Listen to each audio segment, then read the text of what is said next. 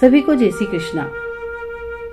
पुरुषोत्तम मास, अधिक मास या मल मास, आइए जानते हैं इसके बारे में, जानते हैं इसका महत्व और एक माह तक क्या करें या क्या न करें इसके बारे में।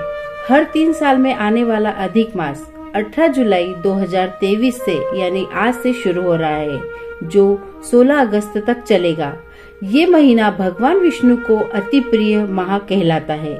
इस माह में मांगलिक कार्य वर्जित है, लेकिन पूजा पाठ और भक्ति के नजरिए से अधिक मास बहुत ही पवित्र माना गया है। इसे मल मास और पुरुषोत्तम मास भी कहते हैं।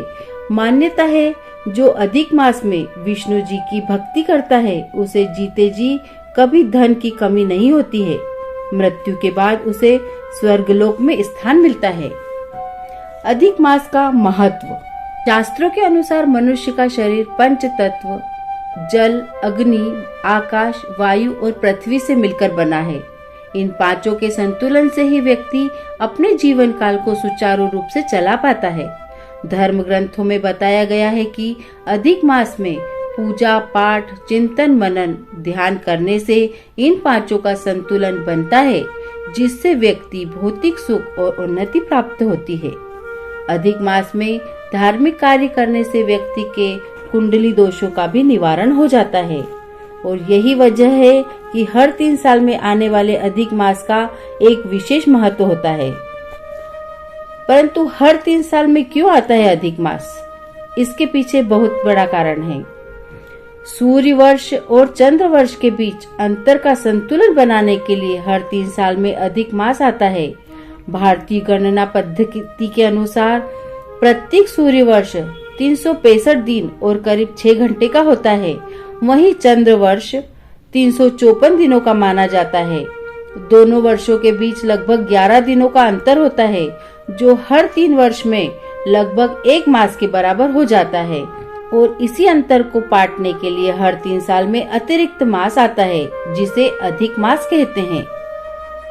आइए जानते हैं अधिक मास में हम क्या करें। शास्त्रों के अनुसार अधिक मास में विष्णु जी की पूजा, मंत्र, यज्ञ, हवन, श्रीमद् देवी भागवत, श्री भागवत पुराण, श्री विष्णु पुराण, गीता पाठ आदि का श्रवण करने से पापों का शमन होता है। दूसरा है, अधिक मास में पूरे 1 महीने तक धन, अनाज, जूते, चप्पल, दीपदान, कपड़े, तांबुल का दान करें, साथ ही गायों की सेवा करें।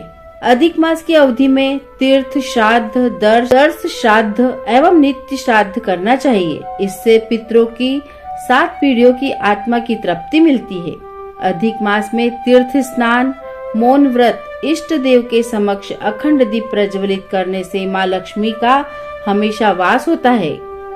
हमें अधिक मास में क्या नहीं करना चाहिए? सूर्य हर महीने राशि बदलता है, लेकिन अधिक मास में सूर्य राशि नहीं बदलता। इसी वजह से इस महीने को शुभ नहीं माना गया है और इसे मलिन मास कहते हैं। विवाह, मुंडन, गृह प्रवेश, जनेऊ, संस्कार जैसे मांगलिक कार्य नहीं करने चाहिए। मल मास में पत्तेदार सब्जी, मसूर दाल, उड़द दाल, लहसुन, प्याज, तामसिक भोजन आदि चीजों का सेवन न करें और ब्रह्मचर्य का पालन करें।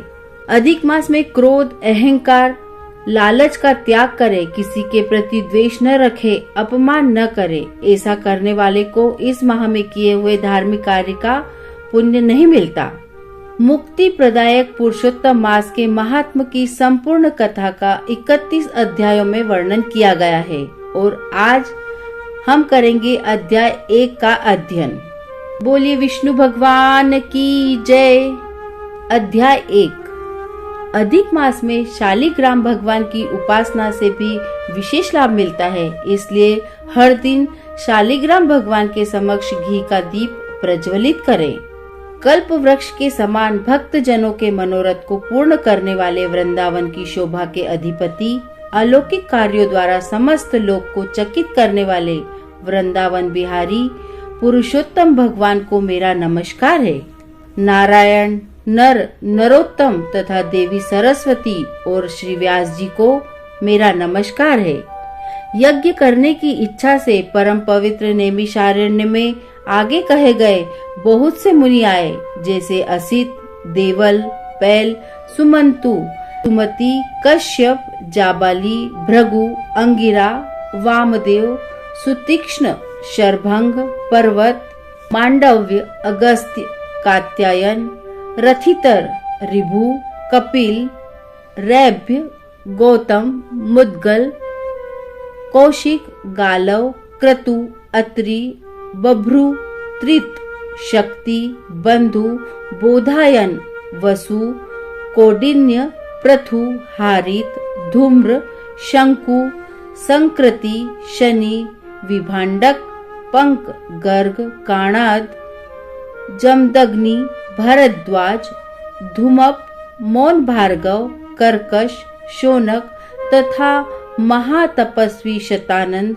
विशाल, वृद्ध विष्णु, जर्जर, जय, जंगम, पार, पाशधर, पूर, महाकाय, जैमिनी, महाग्रीव, महाबाहु, महोदर, महाबल, उद्दालक, महासेन, आर्त, ऊर्ध्वबाहु, ऊर्ध्वपाद, एकपाद, दुर्धर, उग्रशील, जलाशी, पिंगल, अत्रि, ऋभु, शांडिर, करुण, काल, कैवल्य, कलाधार, श्वेतबाहु, रोमपाद, कद्रु, कालाग्निरुद्रंग, श्वेताश्वर, आद्य, शरभंग, पृथुश्रवस आदि शिष्यों के सहित ये सब ऋषि अंगों के सहित वेदों को जानने वाले, ब्रह्मनिष्ठ, संसार की भलाई तथा परोपकार करने वाले, दूसरों के हित में सर्वदा तत्पर, श्रोत स्मार्त करने वाले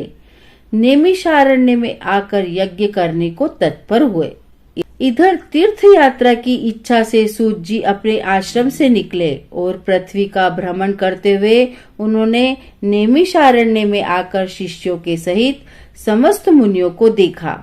संसार समुद्र से पार करने वाले उन ऋषियों को नमस्कार करने के लिए पहले से जहां वे इकट्ठे थे वहीं प्रसन्नचित सूत जी भी जा पहुंचे।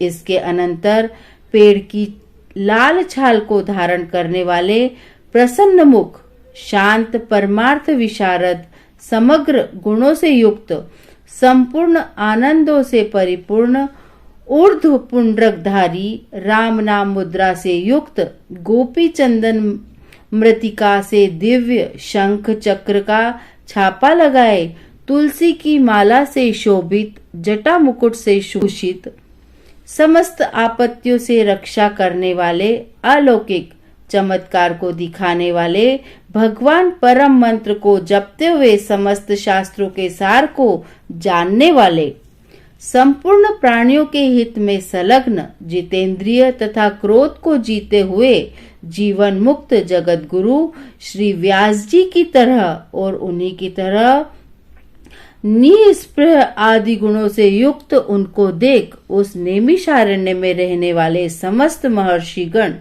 सहसा उठ खड़े हुए। विविध प्रकार की विचित्र कथाओं को सुनने की इच्छा प्रकट करने लगे। तब नम्र स्वभाव सूत जी प्रसन्न होकर सब ऋषियों को हाथ जोड़कर बारंबार दंडवत प्रणाम करने लगे।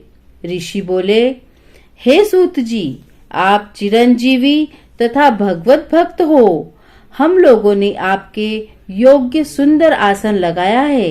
हे महाभाग, आप थके हैं, यहाँ बैठ जाइए। ऐसा सब ब्राह्मणों ने कहा। इस प्रकार बैठने के लिए कहकर जब सब तपस्वी और समस्त जनता बैठ गई, तब विनय पूर्वक तपोवृद्ध समस्त मुनियों से बैठने की अनुमति लेकर प्रसन्न होकर आसन पर सूत जी बैठ गए। तदंतर सूत जी को सुखपूर्वक बैठे हुए और श्रम रहित देखकर पुण्य कथाओं को सुनने की इच्छा वाले समस्त ऋषि यह बोले, हे सूत जी, हे महाभाग, आप भाग्यवान हैं। भगवान व्यास के वचनों के हार्दिक अभिप्राय को गुरु की कृपा से आप जानते हैं। क्या आप सुखी तो हैं? आज बहुत दिनों के बाद कैसे इस वन में पधारे। आप प्रशंसा के पात्र हैं। हे व्यास शिष्य शिरोमणे, आप पूज्य हैं। इस असार संसार में सुनने योग्य हजारों विषय हैं, परंतु उनमें श्रेयस्कर थोड़ा सा और सारभूत जो हो वह हम लोगों से कहिए। हे महाभाग, संसार समुद्र में डूबते हुए को पार करने वाला तथा शुभ फल देने वाला, आपके मन में निश्चित विषय जो हो वही हम लोगों से कहिए। अज्ञान रूप अंधकार से अंधे हुए को ज्ञान रूप चक्षु देने वाले भगवान के लीला रूपी रस से युक्त परमानंद का कारण संसार रूपी रोग को दूर करने में रसायन के समान जो कथा का सार है वह शीघ्र ही कहिए। इस प्रकार शौनक आदि ऋषियों के पूछने पर हाथ जोड़कर सूत जी बोले, हे समस्त मुनियों, मेरी कही हुई सुंदर कथा को आप लोग सुनिए। हे विप्रो, पहले मैं पुष्कर तीर्थ को गया। वहां स्नान करके पवित्र ऋषियों, देवताओं तथा पितरों को तर्पण आदि से तृप्त करके तब समस्त प्रतिबंधों को दूर करने वाली यमुना के तट पर गया। फिर क्रम से अन्य तीर्थों को जाकर गंगा तट पर गया। पुनः काशी आकर अनंतर गया तीर्थ पर गया। पितरों का श्राद्ध कर तब त्रिवेणी पर गया। तदंतर कृष्णा के बाद गंडकी में स्नान कर पुलह ऋषि के आश्रम पर गया। धेनुमती में स्नान कर फिर सरस्वती के तीर पर गया। वहां हे विप्रो, त्रिरात्रि उपवास कर गोदावरी गया। फिर कृतमाला, कावेरी, निर्विंध्या, ताम्रपर्णिका, तापी, वेहायसी, नंदा, नर्मदा, शर्मदा नदियों पर गया। पुनः चरमनवती में स्नान कर पीछे सेतुबंध रामेश्वर पहुंचा। तदंतर नारायण का दर्शन करने के हेतु बद्रीवन गया। तब नारायण का दर्शन कर वहां तपस्वियों को अभिनंदन कर पुनः नारायण को नमस्कार कर और उनकी स्तुति कर सिद्ध क्षेत्र पहुंचा। इस प्रकार बहुत से तीर्थों में घूमता हुआ कुरुदेश तथा जांगल देश में घूमता घूमता फिर हस्तिनापुर में गया। हे द्विजो, वहां यह सुना कि राजा परीक्षित राज्य को त्याग बहुत ऋषियों के साथ परम पुण्य पद गंगा तीर गए हैं और उस गंगा तट पर बहुत से सिद्धि है भूषण, जिनका ऐसे योगी लोग और देवर्षि वहां पर आए हुए हैं। उसमें कोई निराहार, कोई वायु भक्षण कर, कोई जल पीकर, कोई पत्ते खाकर, कोई श्वास को ही आहार कर, कोई फलाहार कर और आहार कर रहे हैं। हे द्विजो, उस समाज में कुछ पूछने की इच्छा से हम भी गए। वहां ब्रह्म स्वरूप भगवान महामुनि व्यास के पुत्र, बड़े तेज वाले, बड़े प्रतापी श्री कृष्ण के चरण कमलों को मन से धारण किए हुए श्री सुखदेव जी आए। उन 16 वर्ष के योगीराज शंख की तरह कंठ वाले, बड़े लंबे चिकने बालों से घिरे हुए मुख वाले, बड़ी पुष्ट कंधों की संधि वाले, चमकती हुई कांति वाले, अवधूत रूप वाले, ब्रह्म रूप, लड़कों से घिरे हुए, मक्षिकाओं से जैसे मस्त हस्ती घिरा रहता है, उसी प्रकार धूल हाथ में ली हुई स्त्रियों से घिरे हुए, सर्वांग धूल रमाए महामुनि सुखदेव को देख सब मुनि प्रसन्नता पूर्वक हाथ जोड़कर सहसा उठ खड़े हो गए। इस प्रकार महामुनियों द्वारा सत्कृत भगवान शुक को देखकर पश्चाताप करती हुई स्त्रियां और साथ के बालक जो उनको चिढ़ा रहे थे दूर ही खड़े रह गए और भगवान शुक को प्रणाम करके अपने अपने घरों की ओर चले गए। इधर मुनि लोगों ने शुकदेव के लिए बड़ा ऊंचा और उत्तम आसन बिछाया। उस आसन पर बैठे हुए भगवान शुक को कमल की कर्णिका को जैसे कमल के पत्ते घेरे रहते हैं, उसी प्रकार मुनि लोग उनको घेर कर बैठ गए। यहाँ बैठे हुए ज्ञान रूप महासागर के चंद्रमा भगवान महामुनि व्यास जी के पुत्र शुकदेव ब्राह्मणों द्वारा की हुई पूजा को धारण कर तारागणों से घिरे हुए चंद्रमा की तरह शोभा पा रहे थे। इति बृहन्नारदीये श्री पुरुषोत्तम महात्म्ये प्रथमो अध्याय समाप्त।